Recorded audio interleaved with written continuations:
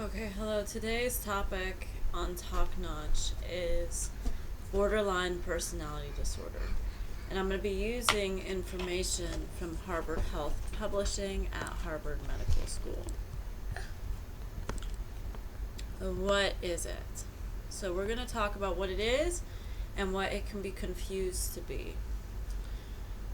So, according to Harvard, it is a disorder that is characterized by poor self image and feeling of emptiness and great difficulty coping with being alone.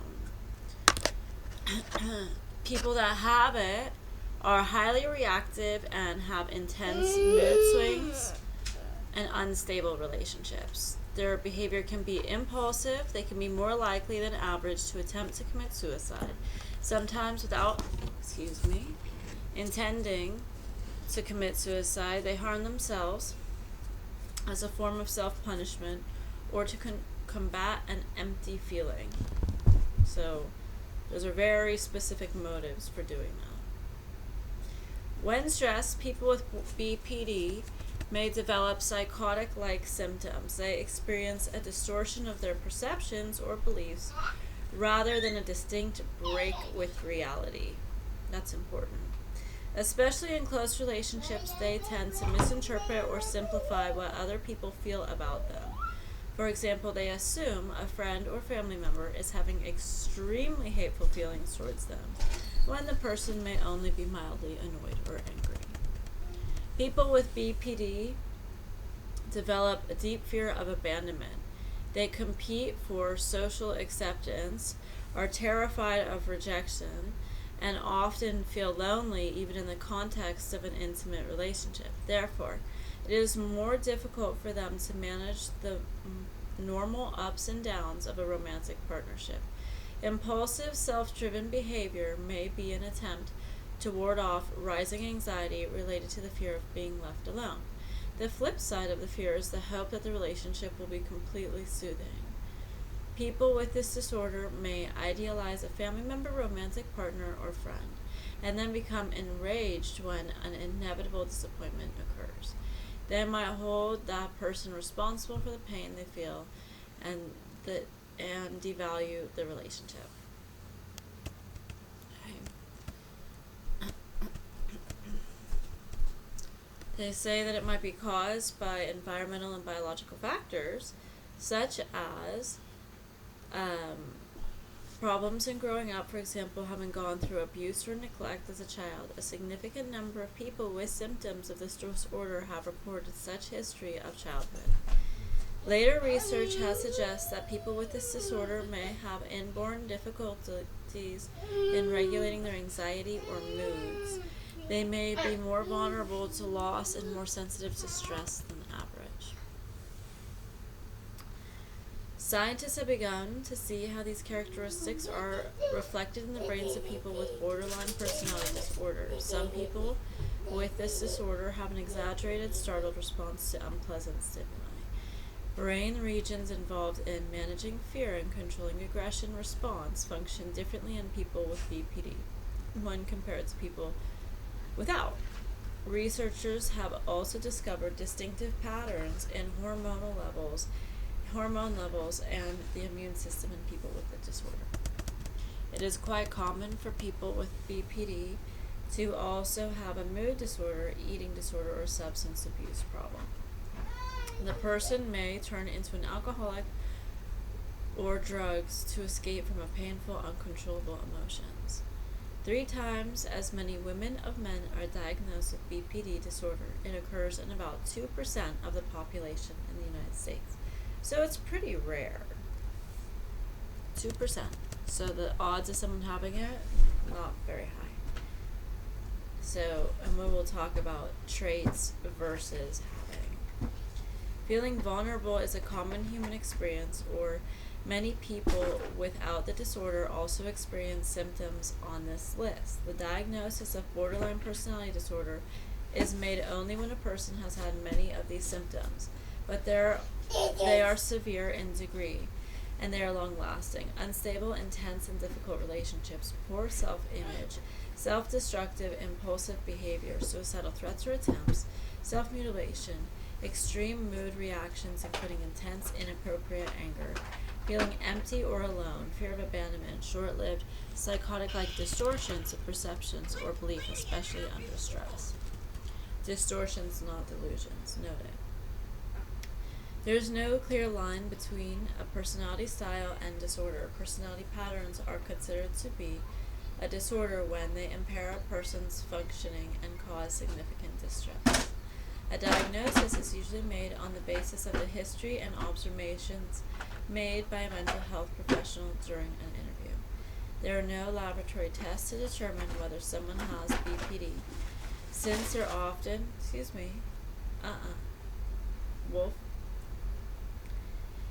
they often overlap with mood disorder or substance abuse. These diagnoses should be considered by a mental health professional in anyone who has a symptom of BPD. Expected duration. All personality disorders are lifelong patterns, but there is now more optimism about the more distressing aspects of BPD. Research indicates that the symptoms of BPD get less intense as people grow older. With proper treatment, many people see significant improvement. There's no known way to prevent it. Treatment, psychotherapy. And the medication includes, as with psychotherapy, there is no one single medication that is clearly helpful in BPD. Instead, medication is usually used to treat symptoms as they emerge or to treat other disorders that may be present, such as mood or anxiety disorder or a substance abuse problem. There is no evidence that antidepressants help with the core symptoms or BPD, but they may be useful. If there are clear symptoms of depression and anxiety, there is more evidence that mood stabilizers and antipsychotics improve problems with impulse control, so improve problems specific to that. Aggression or distorted thinking. The benefits are modest and should be weighed against the adverse effects of these drugs.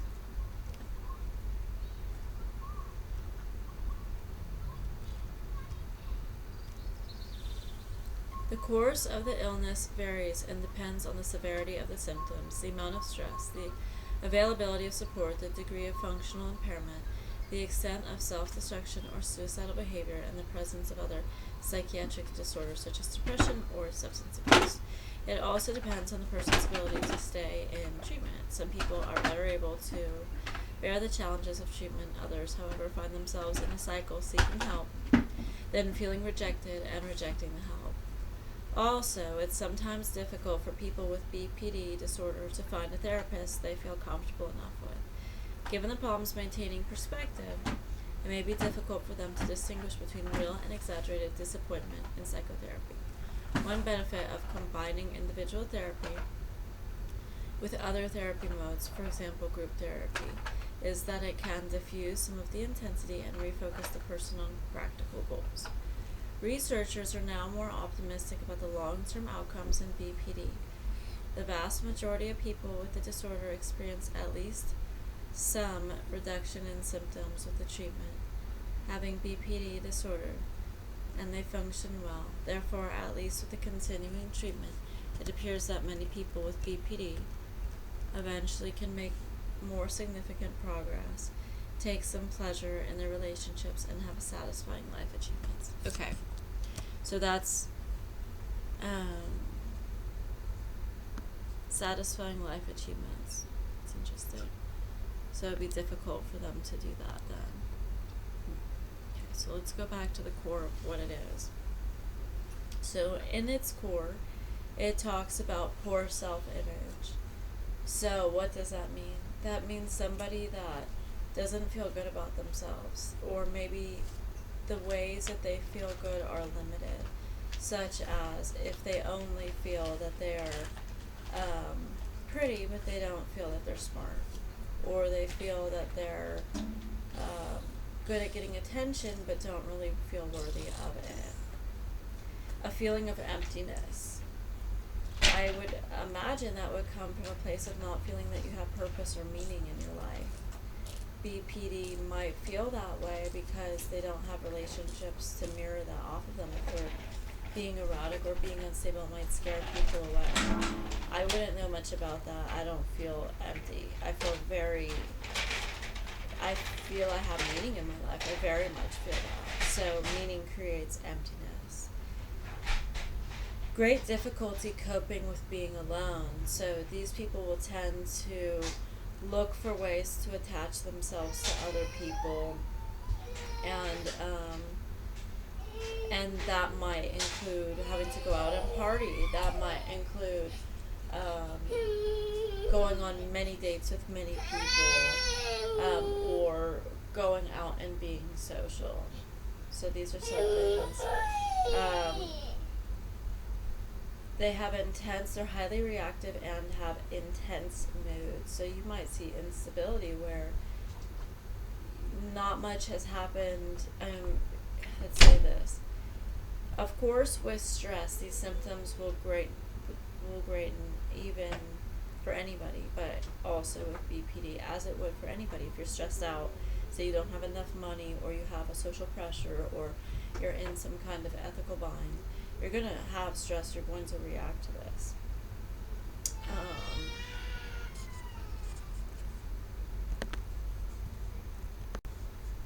Okay. So it can be highly reactive or have intense moods and unstable relationships. This behavior can be impulsive. So yeah, and they do have bouts of impulsivity. Like they might see if someone is leaving them, they might do something really erratic that might not make sense in order to diffuse the stress of being abandoned. So maybe all of a sudden they go with them and their boyfriend break up, and immediately they seek somebody else, or they are having a fight with a close family member, and immediately they're gonna go have alcohol and but more than just have a drink to take the edge off, more like do something risky, maybe drink with someone you shouldn't, or in a place you shouldn't. Excuse me. Hey.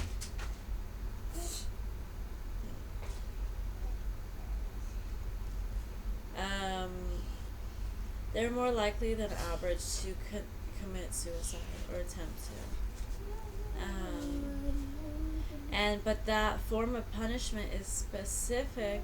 That form of mutilation is specific to self-punishment or an empty feeling, which is different from feeling helpless or feeling like you need a release, a distraction from a different kind of pain.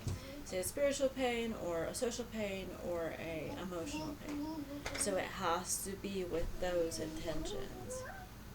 I can't say I relate to that one. Okay.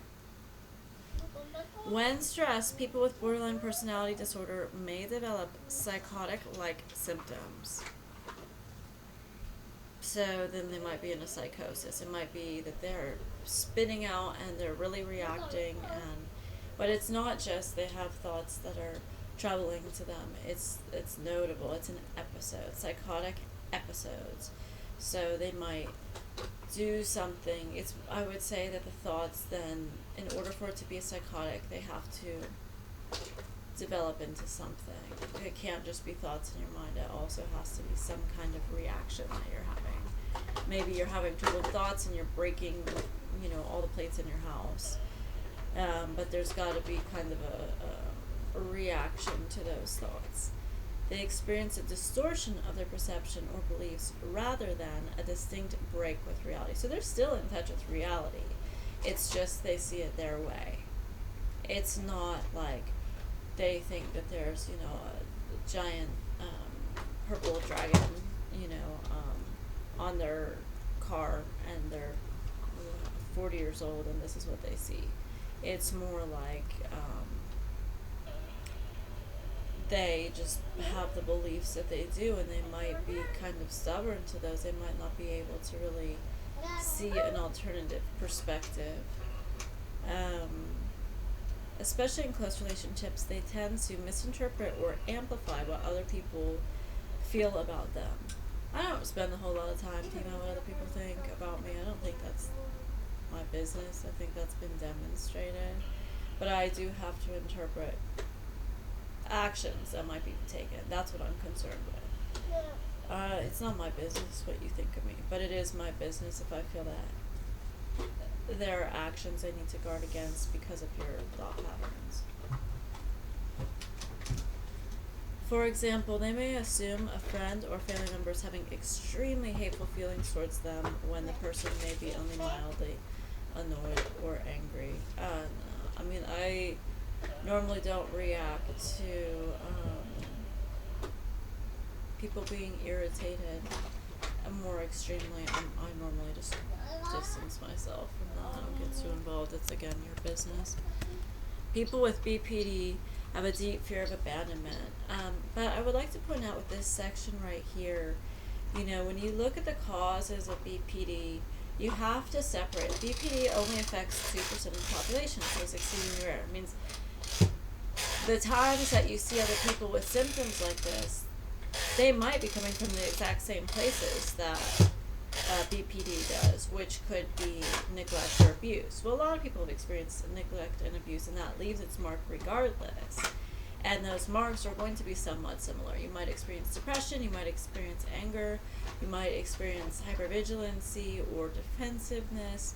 That does not make you abnormal to experience those. What does make you normal is taking it out of context or applying it too liberally to other things. So note that. So for example, having a deep fear of abandonment does not mean that you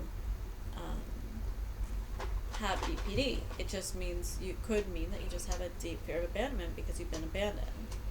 It just because you experience the causes of it and symptoms does not mean that you have it. They compete for social acceptance, are terrified of rejection, and often feel lonely even in the context of an intimate relationship. So you have to look at, say right now, everybody's in COVID and people feel lonely. That doesn't mean you have BPD. That could mean that your life is structured to be a bit more alone.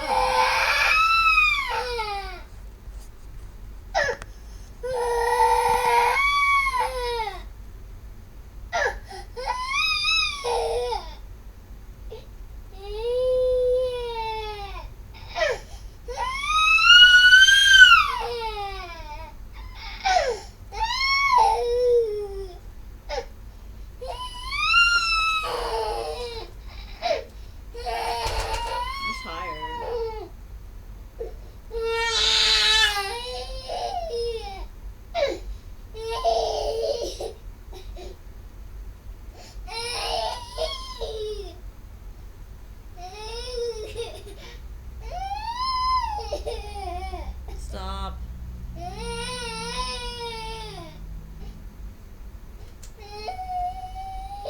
Let me know when you're done.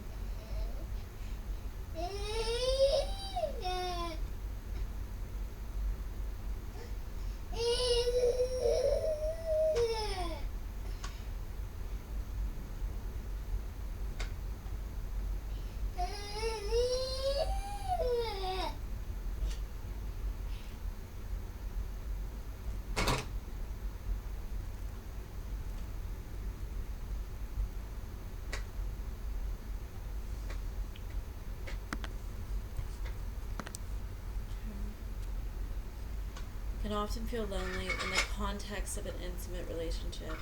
I think you need to be careful with that one because kids that are abused and neglected might seek relationships that mirror that, which can be lonely.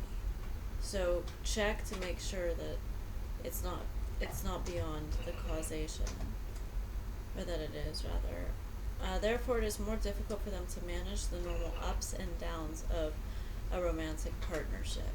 Impulsive, self-destructive behavior may be an attempt to ward off rising anxiety related to the fear of being left alone. So, in this case, during abandonment, you will see a lot of directions going on. It might not follow the normal trajectory. It might be something abnormal. So, You might see a lot of huge overreactions outside of the context of just a couple fighting. You might see rash reactions or reactions that might not fit the scene. Maybe that person's reacting just way too strongly for just the context or buildup of the argument. The flip side of this fear is the hope that a relationship will be completely soothing. So with these people, you kind of have to walk on eggshells in that if they hold you to an expectation that you have to constantly be the stable ground for them, and if you're not, you're going to see a lot of blaming. People with this disorder may idealize a family member, a romantic partner, or a friend, and then become enraged when an inevitable disappointment occurs. So these tend to be people that have huge reactions over very little things, not medium or big reactions to big things, but huge reactions to smaller things. They might hold that person responsible for the pain they feel and devalue the relationship. So that means that they will be making, not just hold them responsible for the pain they feel, but hold them responsible for any pain they feel, having to do with the relationship or sometimes beyond. So it becomes, because I think we all do that. I think we all, if we're not mindful, can hold our partner responsible to how we feel. You were mean to me, I don't feel good, that's your fault. And I think that's somewhat normal, even if it's not healthy. So just note that it's hard for anybody to not have any kind of fear of abandonment, or it's hard for anybody to always feel that you have a positive self-image. So keep it in context of what is normal effects of being alive and within the normal range, and what is abnormal. And the abnormalities in this have to do with the imbalance and the extremism, as opposed to, people that tend to be like, people that tend to have come from abusive backgrounds or neglectful backgrounds might also share some of the similar things. In fact, they might, let's say, compensate for the lack of a parent's love or seek affection through sex or through affection in a romantic relationship and have a harder time regulating that need with this compensation partner, because there is that lack from their parents. So they might even have an addiction, which could mirror this, for example. So let's just take, for example, a woman who, now if you look at something far more common than BPD,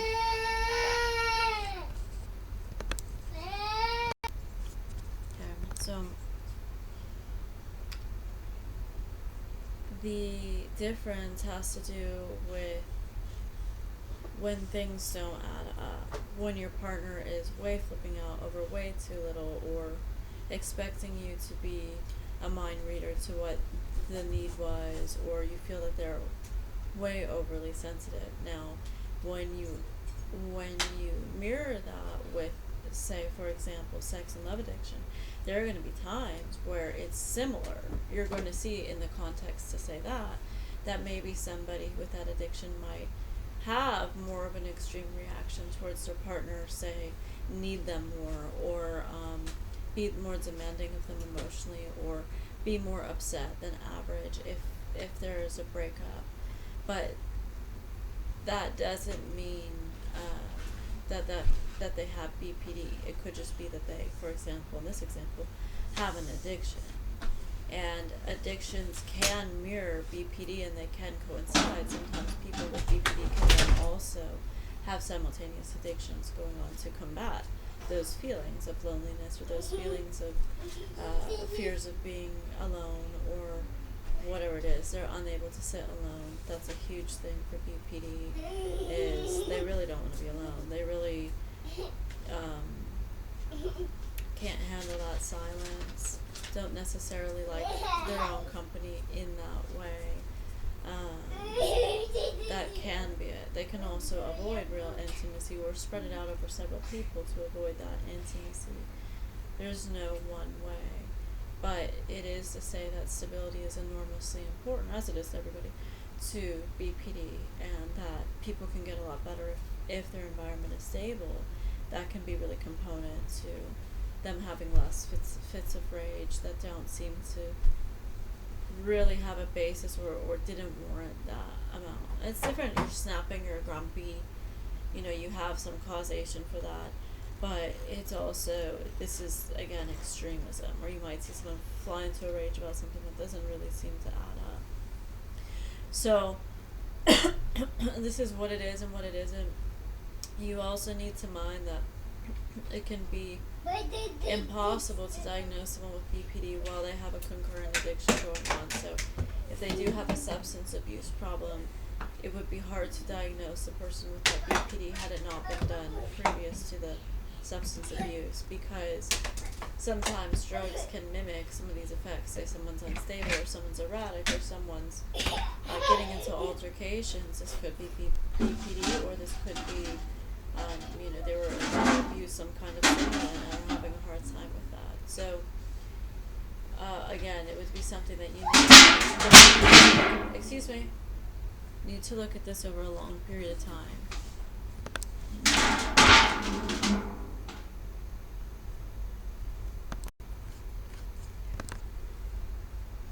So you need to look at if the instability or the extremism is synthetic, or is it coming from the person's true psychology. So there's a lot going on, and in which case, if there are two or multiple addictions or BPD going on, it's going to be hard to tell what's going on, except that this person is, or it's going to increase, like drug use, for example, is going to increase sensitivities or mood swings, or extreme behaviors, or impulsivity control, or lack thereof. So please know what things are and aren't. Again, this is more predominantly a female disorder. It is a relationship disorder. That seems to be what the central issues come through, is seeing this difficulty in relationships. But again, when you look at cause and effect, a lot of kids who come from abuse or neglect are going to have relationships that are going to also be more difficult. So don't just say, well, they have bad relationships and therefore it's most likely not that. 98% chance not that. But it might be. So this has been Top Notch with Tara Jones, a social psychology channel. If you'd like to subscribe, please hit the button below. I could use the support. Please like, please share, and have a good day.